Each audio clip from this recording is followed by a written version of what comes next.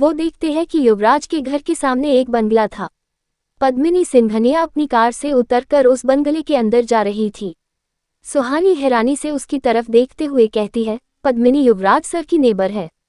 विवेक भी हैरानी से कहता है, यार मैंने इसे पूरे शहर में ढूंढा लेकिन ये कहीं नहीं मिली और ये यहाँ रहती है। सुहानी पद्मिनी से चिढ़ते हुए कहती है, इसे पूरे शहर में और कोई जगह नहीं मिली क्या रहने के लिए? निशा कहती है, हो सकता है ये युवराज सर पर नजर रखने के लिए यहाँ रहती हो। वो तीनों ये सारी बातें पद्मिनी को देखते हुए कह रहे थे। पद्मिनी अब चलते हुए अपने बंगले के अंदर चली जाती है। पद्मिनी के अंदर जाने के बाद विवेक उसके बंगले की तरफ देखते हुए कहता है, यार जो भी हो लेकिन पद्मिनी सिंघनिया है बड़ी हॉट। विवेक की ये बात सुनकर निशा को गुस्सा आ जाता है। वो अपना गुस्सा कंट्रोल करते हुए सुहानी से कहती है, सुहानी तुझे एक बात पता है? सुहानी कंफ्यूज होकर कहती है, क्या? निशा उसे आंखों से इशारे करते हुए कहती है, यही कि कुछ चुड़ैल पूरी लाइफ जवान और खूबसूरत कैसे रहती हैं। सुहानी निशा का इशारा समझ जाती है और अनजान बनते हुए कहती है, कैसे? निशा सस्पीसियस आवाज में कहती है, मर्दों का खून पीकर।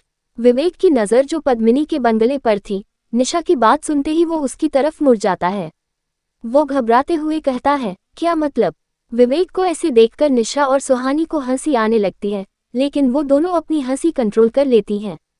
निशा आगे कहती है, तुम्हें नहीं पता, ये चुड़ैल पहले मर्दों को अपने वश में करती है। उनके वश में आते ही उन मर्दों को वो चुड़ैलें हॉट लगने लगती है और वो उनकी तरफ अट्रैक्ट हो जाते हैं। फिर वो चुड़ैल उन मर्दों को अपने पास बुलाकर उन्हें मार देती है और उनका खून पी जाती है। जैसे जैसे वो चुड़ैलें खून पीती जाती है वैसे वैसे वो और जवान होने लगती है। निशा विवेक की तरफ देखते हुए अपने नॉर्मल आवाज में कहती है, विवेक तुम्हें अभी पद्मिनी हॉट लग रही थी ना? विवेक डर से नामे अपना सर हिलाते हुए कहता है, नहीं तो मैं बस मजाक कर रहा था, मुझे पद्मिनी बिल्कुल हॉट नहीं लगती। विवेक अपने मन में सोचता है, कहीं पद्मिनी ने सच में तो मुझे अपने वश में नहीं कर लिया है। ये मुझे हॉट क्यों लग रही है? विवेक का रिएक्शन देखकर सुहानी और निशा की हंसी छूट जाती है और जोर जोर से हंसने लगती है। उन्हें देखकर विवेक पहले कंफ्यूज हो जाता है और फिर उसे समझ आता है कि निशा उसका मजाक बना रही थी। विवेक भी अब अपनी स्टुपिडिटी पर हंसने लगता है। सुहानी ने कमरे का दरवाजा बंद नहीं किया था। युवराज इस वक्त नीचे की तरफ जा रहा था, तभी उसकी नज़र कमरे के अंदर सुहानी, निशा और विवेक पर पड़ती है। वो उन्हें इस तरह साथ में खुश देखकर रुक जाता है और खुद भी स्माइल करने लगता है। वो तीनों अभी भी निशा के मजाक पर हंस ही रहे थे, तभी सुहानी निशा और विवेक को एक साथ हक कर लेती है। ये देखकर निशा कहती है, अरे अरे, ये तू क्या कर रही है? इतना सेटी मत हो। सुहानी उनके गले लगे हुए ही कहती है, आई लव यू गाइस। ये कहकर सुहानी उन दोनों से अलग होती है और आगे कहती है, यू नो वॉट, अब मेरे पास फैमिली के नाम पर कुछ भी नहीं बचा है, लेकिन अब तुम दोनों ही मेरी फैमिली हो, हमेशा मेरा साथ देते हो।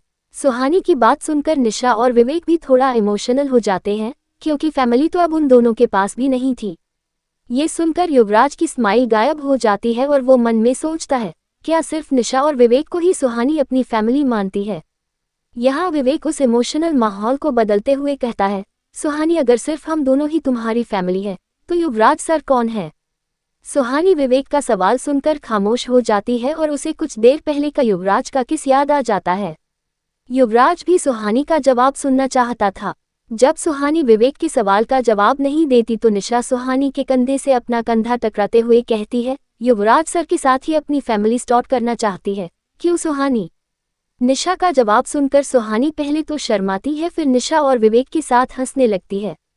ये सब देखकर युवराज के चेहरे पर फिर से स्माइल आ जाती है और वो सीढ़ियों से नीचे चला जाता है।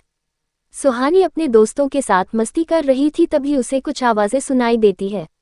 उन आवाज़ों के साथ सुहानी के आंखों के सामने वही सब दिखने लगता है जो वो सपने में देखती है, वो अघोरी, वो गुफा, वो कलश।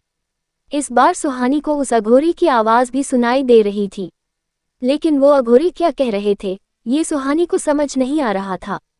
सुहानी अब हंसना बंद करके अपना सर पकड़ लेती है और उन आवाज़ों से इरिटेट होकर अपनी अपनी आंखें बंद कर देती है। निशा और विवेक का ध्यान सुहानी पर जाता है। उन्हें सुहानी के मेंटल कंडीशन के बारे में पहले से पता था। वो सुहानी को संभालते हुए थोड़ी ऊंची आवाज में कहते हैं, सुहानी क्या हुआ, तू ठीक तो है ना? सुहानी का सर अब घूमने लगा था। निशा और विवेक उसे बार बार आवाज दे रहे थे। युवराज अभी सीढ़ियों पर ही था तभी उसे निशा और विवेक की परेशान आवाजें सुनाई देती है। ये सुनते ही युवराज भागते हुए सुहानी के कमरे में आ जाता है। युवराज देखता है कि सुहानी परेशान होकर अपना सर पकड़े हुए लड़खड़ा रही है और विवेक और निशा उसे संभालने की कोशिश कर रहे हैं। युवराज सुहानी के पास जाकर उसे अपनी बाहों में थाम लेता है। युवराज की बाहों में आते ही सुहानी बेहोश हो जाती है। युवराज सुहानी के गाल को थपथपाते हुए कहता है, सुहानी। सुहानी को इससे कोई फर्क नहीं पड़ता, वो पूरी तरह से बेहोश हो चुकी थी। युवराज निशा को देखकर पूछता है, क्या हुआ इसे? निशा भी परेशान होकर कहती है, पता नहीं, अभी तो हमारे साथ हंस रही थी, फिर अचानक से ये सब। युवराज सुहानी को गोद में उठाता है और विवेक से कहता है, ड्राइवर को गाड़ी निकालने के लिए कहो। विवेक भागते हुए ड्राइवर के पास चला जाता है। कुछ ही देर बाद वो चारों हॉस्पिटल पहुंच जाते हैं। सुहानी के चेकअप के बाद युवराज डॉक्टर जोशी से कहता है, क्या हुआ है सुहानी को? डॉक्टर जोशी कहते हैं, शी इज परफेक्टली फाइन। शायद इन्हें कोई स्ट्रेस हुआ होगा। मैंने आपको पहले ही कहा था, इनकी मेमोरी वापस आ रही है। कभी कभी हमारा ब्रेन अचानक से बहुत सारी बातों का एक साथ याद आना हैंडल नहीं कर पाता। मुझे लगता है मिस सुहानी के साथ ऐसा ही कुछ हुआ है। विवेक डॉक्टर से पूछता है, डॉक्टर, इसका मतलब सुहानी को आज फिर से कुछ याद आया होगा? डॉक्टर जोशी जवाब देते हैं, मे बी। वैसे आज सुहानी को हम यहीं ऑब्जर्वेशन में रखेंगे, कल सुबह आप इन्हें घर लेकर जा सकते हैं। डॉक्टर जोशी युवराज से कुछ बातें करके वहां से चले जाते हैं। युवराज निशा और विवेक को भी समझाकर घर भेज देता है और खुद सुहानी के साथ रुक जाता है। रात के 1 बज रहे थे। सुहानी अपने बेड पर आराम से सो रही थी। युवराज सुहानी के बेड के पास चेयर पर उसका हाथ थामे बैठा उसे ही देख रहा था। तभी सुहानी के शांत चेहरे में फिर से शिकन आने लगती है और धीरे धीरे वो शिकन घबराहट में बदल जाती है। ये देखकर युवराज परेशान हो जाता है और डॉक्टर को बुलाने के लिए अपना फोन बाहर निकालता है। तभी सुहानी की आंखें एक झटके से खुल जाती है और वो उठकर बैठ जाती है। सुहानी के चेहरे पर डर साफ दिख रहा था और वो घबराहट में जोर जोर से सांसें ले रही थी। ये देखकर युवराज अपना फोन साइड में रख देता है और सुहानी के पास जाकर उसे अपने सीने से लगाते हुए कहता है, शशिश, सब ठीक है, मैं यहीं हूँ, तुम शांत हो जाओ। सुहानी युवराज को अपने करीब पाकर उसे जोर से पकड़ लेती है और अपनी आंखें बंद कर लेती है। युवराज सुहानी के सर पर हाथ फेरते हुए उसे शांत कराता है। कुछ देर तक सुहानी इसी तरह युवराज से चिपके रहती है और जब वो थोड़ी शांत हो जाती है तो खुद ही पीछे हट जाती है। युवराज अपना एक हाथ सुहानी के चेहरे पर रखकर कहता है, तुम ठीक हो? युवराज की आंखों में देखते हुए कहती है, शायद मैं जानती हूँ कि आपको उस श्राप से कैसे मुक्त किया जा सकता है। युवराज बौखलाहट के साथ कहता है, क्या देखा तुमने? सुहानी अपने सपने को याद करते हुए कहती है, मैं पापा के साथ उस गुफा में गई थी। वहां बहुत अंधेरा था और वो जगह बहुत खतरनाक थी। अघोरी बाबा ने मुझे अपने पास बुलाया था और मेरे सर पर अपना हाथ रखा था। फिर उन्होंने कहा कि समय आने पर मुझे सब कुछ अपने आप पता चल जाएगा। युवराज सुहानी को एकटक देखते हुए बिना किसी एक्सप्रेशन के कहता है, मैं उससे कैसे मुक्त हो सकता हूँ? सुहानी कहती है, हमें उन तीनों कलश को ढूंढना होगा। युवराज कहता है, क्या है उसमें? सुहानी जवाब देती है, उसमें मृदुला की अस्थियां हैं। युवराज ध्यान से सुहानी की बातें सुन रहा था। सुहानी आगे कहती है, उस तांत्रिक ने मृदुला का शरीर चुरा लिया था और उसी से उसे जागृत किया था। जब अघोरी बाबा मृदुला को कैद करने उस विशिंग वेल के पास गए थे तब उन्होंने मृदुला की अस्थियां ढूंढकर उसे 3 कलश में भर दिया था और उन अस्थियों को अलग अलग जगह दफना दिया था। हमें वही तीनों कलश ढूंढने हैं। युवराज कुछ सोचते हुए कहता है, 3 नहीं 2। ये सुनकर सुहानी थोड़ा कंफ्यूज हो जाती है, फिर वो कुछ याद करते हुए कहती है, अरे हाँ, उस साय ने उस रात विवेक के मम्मी पापा को मारकर वो कलश अपने पास विशिंग वेल में रख लिया था।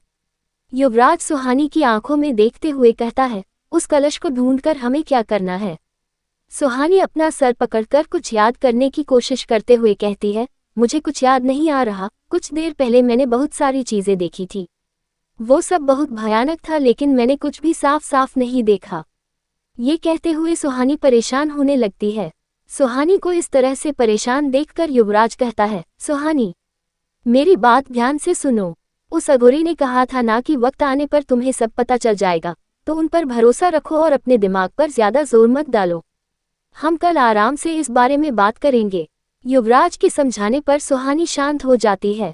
युवराज उसकी दोनों बाहें पकड़कर उसे बेड में लेटा देता है और उसके करीब जाकर कहता है, अभी सो जाओ।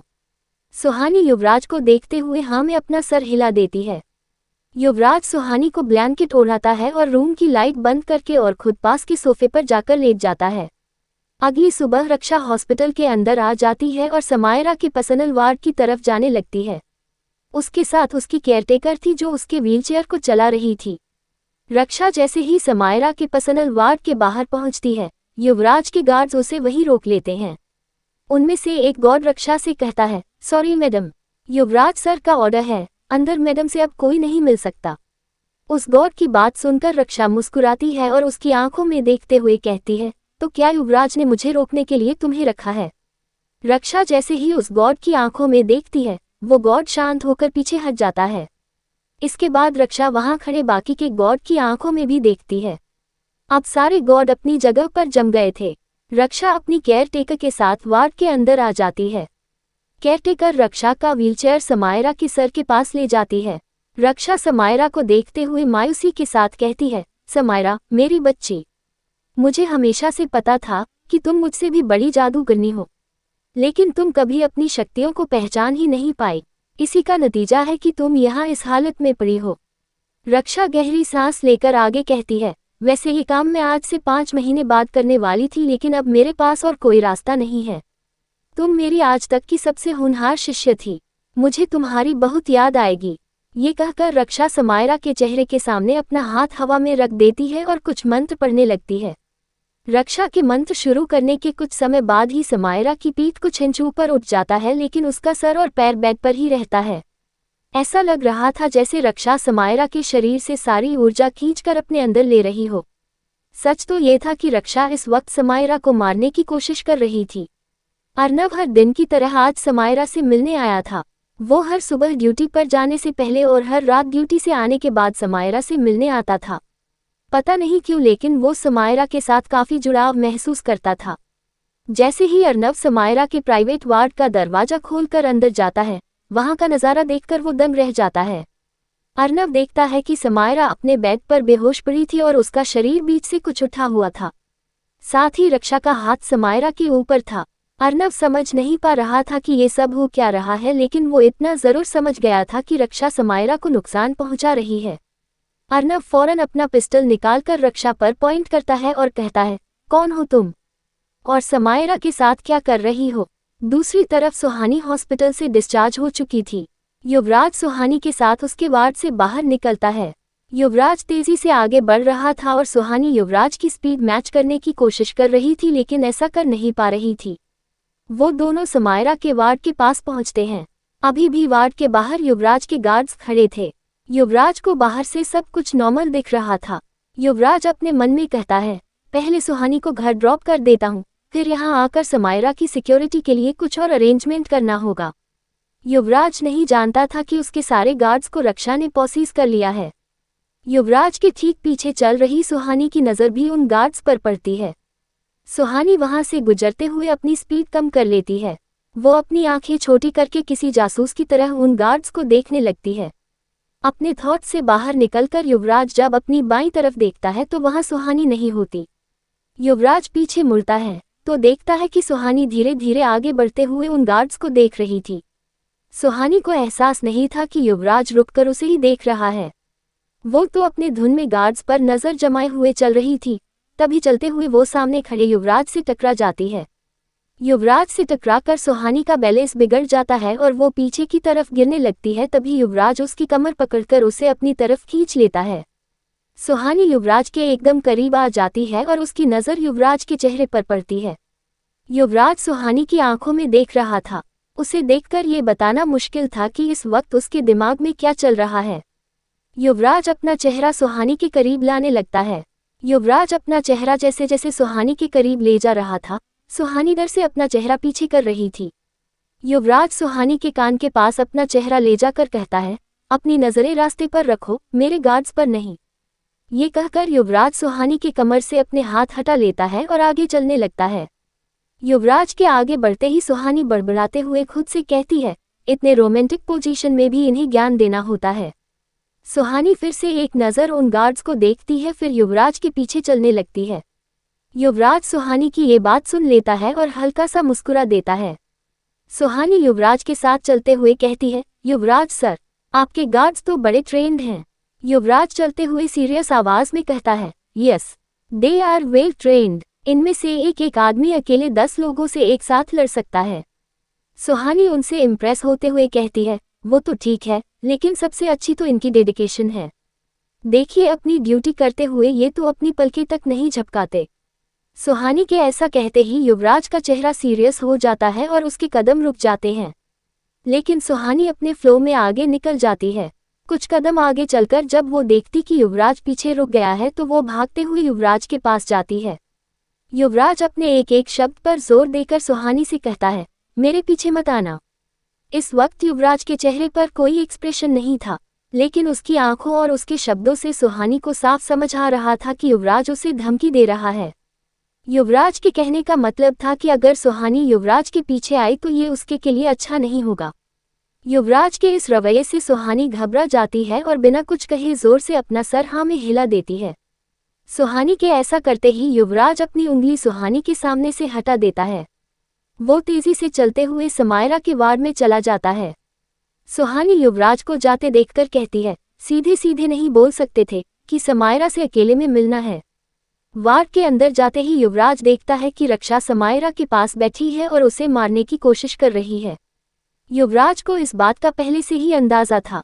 युवराज देखता है कि कमरे के एक कोने में अर्नब बेहोश पड़ा है।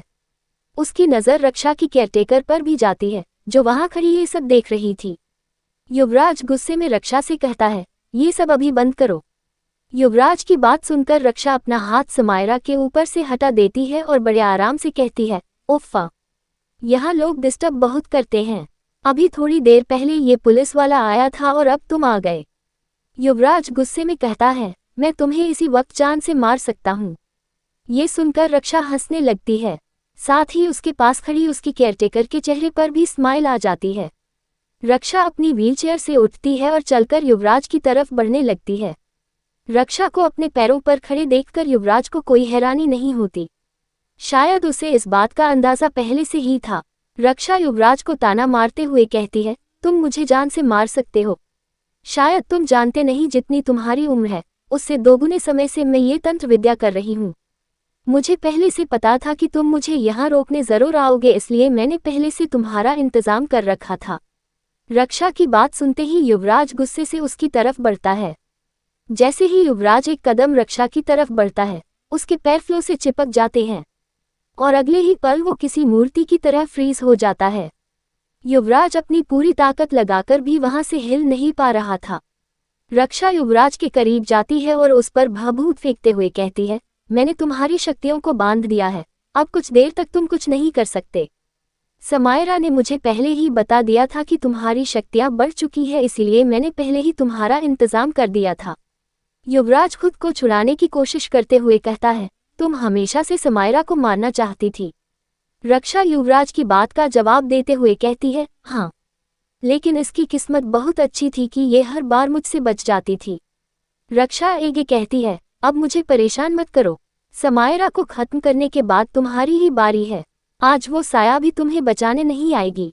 इस वक्त वो भी बहुत कमजोर है और मैं तुम सबसे ज्यादा ताकतवर। रक्षा फिर से समायरा के ऊपर अपने हाथ रखकर अपना मंत्र शुरू कर देती है। युवराज अपनी ताकत लगाते हुए खुद को छुड़ाने की कोशिश करता है, लेकिन आज उसकी शक्तियां उसका साथ नहीं दे रही थी। इधर युवराज के अंदर जाने के बाद सुहानी वहां खड़े खड़े बोर हो रही थी। उसकी नज़र फिर से उन गार्ड्स की तरफ जाती है। वो सुहानी को बड़े दिलचस्प लग रहे थे। सुहानी उनमें से एक गार्ड की तरफ देखती है। ऐसा लग रहा था जैसे उस गार्ड की नज़र सुहानी पर है, लेकिन सच तो ये था कि वो गार्ड अपने होश में ही नहीं था। सुहानी उसे देखकर एक स्माइल करती है, लेकिन वो गार्ड इस पर कुछ भी रिएक्ट नहीं करता। वो बस बिना किसी एक्सप्रेशन के वहां खड़ा रहता है। ये देखकर सुहानी मुंह बनाते हुए कहती है, खड़ूस बॉस के खड़ूस एम्प्लॉयर्स। ये कहते ही सुहानी को उन गार्ड्स पर शक होता है। वो गौर से सभी गार्ड्स को देखती है। वो नोटिस करती है कि वहां खड़े सभी गार्ड्स कब से अपनी जगह से 1 इंच भी नहीं हिले थे। सुहानी एक गार्ड के पास जाती है और उसके सामने अपना हाथ हिलाती है। उसे फिर से सामने से कोई रिएक्शन नहीं मिलता। वो खुद से कहती है, क्या ये भी इन गार्ड्स की ट्रेनिंग है? तभी सुहानी की नज़र उस बोर्ड के जीन्स की पॉकेट पर रखे एक लाइटर पर पड़ती है, जो काफ़ी लंबा होने की वजह से उसके पॉकेट से बाहर आ रहा था। सुहानी बिना कुछ सोचे उस लाइटर को उसके पॉकेट से निकाल लेती है और गौर से देखने लगती है। सुहानी को वो लाइटर बहुत पसंद आता है। सुहानी उसे वहीं पर जलाकर देखने लगती है और खुश हो जाती है। उस लाइटर की आग को देखते हुए सुहानी के दिमाग में ये बात आती है, इस गॉड ने अब तक कुछ रिएक्ट क्यों नहीं किया। तभी सुहानी को युवराज की कही बात याद आती है, मेरे पीछे मत आना। सुहानी की आंखें बड़ी हो जाती है। वो एक नज़र हैरानी से उस गॉड को देखते हुए कहती है, ओह शिट। ये कहते ही सुहानी भागते हुए समायरा के वार्ड के अंदर चली जाती है। सुहानी वहां का नज़ारा देखकर दंग रह जाती है। रक्षा समायरा के पास खड़ी थी और उसके हाथ समायरा के ऊपर थे। युवराज उससे थोड़ी दूर पर खड़ा हिलने की कोशिश कर रहा था, लेकिन हिल नहीं पा रहा था। युवराज गुस्से में अपने मन में कहता है, ये लड़की मेरी बात कभी सुनती क्यों नहीं। सुहानी रक्षा को देखकर कहती है, आप कौन हो? आप समायरा के साथ क्या कर रही हो? फिर सुहानी युवराज को देखकर कहती है, युवराज सर, आप इन्हें रोक क्यों नहीं रहे? सुहानी को देखकर रक्षा को गुस्सा आ जाता है और वो अपने दांत पीसते हुए कहती है, फिर से नहीं। ये कहते ही रक्षा समायरा के बैग के पास रखे एक मेडिसिन ट्रे की तरफ देखती है और फिर उसकी नज़र सुहानी पर पड़ती है। रक्षा के ऐसा करते ही वो ट्रे बड़ी तेजी से जाकर सुहानी के सर पर लगता है और सुहानी जमीन पर गिर जाती है। ट्रे के लगने से सुहानी के सर पर चोट लग जाती है और उसके सर से खून बहने लगता है। ये देखकर युवराज फिक्र और गुस्से के साथ कहता है, सुहानी। वो खुद को आज़ाद करने के लिए अपना पूरा जोर लगा देता है। सुहानी के सर की चोट देखकर युवराज का खून खौल जाता है और वो गुस्से में अपनी मुट्ठी बांध लेता है। इसके बाद कमरे का सारा सामान हवा में उठन जाता है और सुहानी पर बरसने लगता है। सुहानी उन हमलों से बचने की कोशिश करती है। अंत में रक्षा अपनी शक्ति से एक वाश हवा में उठाती है और वो वाश सुहानी की तरफ तेजी से बढ़ता है। सुहानी पहले ही रक्षा के इतने वार से घायल हो चुकी थी। उस वाश को अपनी तरफ आते देख सुहानी नीचे झुककर अपने हाथों से अपना सर ढक लेती है। वो वाश जैसे ही सुहानी के बिल्कुल करीब आता है, वो हवा में रुक जाता है। जैसे ही वो वाश सुहानी के पास आकर रुकता है, रक्षा की नज़र तुरंत युवराज पर चली जाती है। युवराज उस वाश को ही देख रहा था। रक्षा हैरानी से मन में कहती है, ये नहीं हो सकता। वो वाश सुहानी को लगे बिना ही जमीन पर गिरकर टूट जाता है। उसके गिरते ही युवराज तेजी से रक्षा की तरफ बढ़ता है और उसका गला पकड़कर उसे दीवार से सटा देता है। युवराज के ऐसा करने पर रक्षा और उसकी केयरटेकर दंग रह जाते हैं। सुहानी भी अपनी आंखें खोलकर सामने देखती है। उसकी नज़र सीधे युवराज पर जाती है और वो युवराज को इस तरह से गुस्से में रक्षा का गला पकड़े हुए देखकर डर जाती है। युवराज की पकड़ में रक्षा का दम घुट रहा था और वो सांस नहीं ले पा रही थी। वो अपनी सांसें संभालते हुए युवराज से कहती है, ये तुमने कैसे किया? चाहे तुम में कितनी भी शक्ति क्यों ना हो, तुम मेरा तंत्र नहीं तोड़ सकते थे। युवराज गुस्से में अपने दांत पीसते हुए कहता है, मैं क्या क्या कर सकता हूँ, ये तुम सोच भी नहीं सकती। ये कहते हुए युवराज के आंखों की पुतलियां एक पल के लिए लाल होकर फिर से नॉर्मल हो जाती है। युवराज की आंखों को ऐसे बदलते देखकर रक्षा डर जाती है और अपने मन में कहती है, ये नामुमकिन है। युवराज के अंदर समायरा की शक्तियां कैसे आ सकती है और वो समायरा की इन शक्तियों को काबू कैसे कर सकता है? क्या युवराज सुहानी को बचा पाएगा? जानने का लय परछाई का अगला एपिसोड।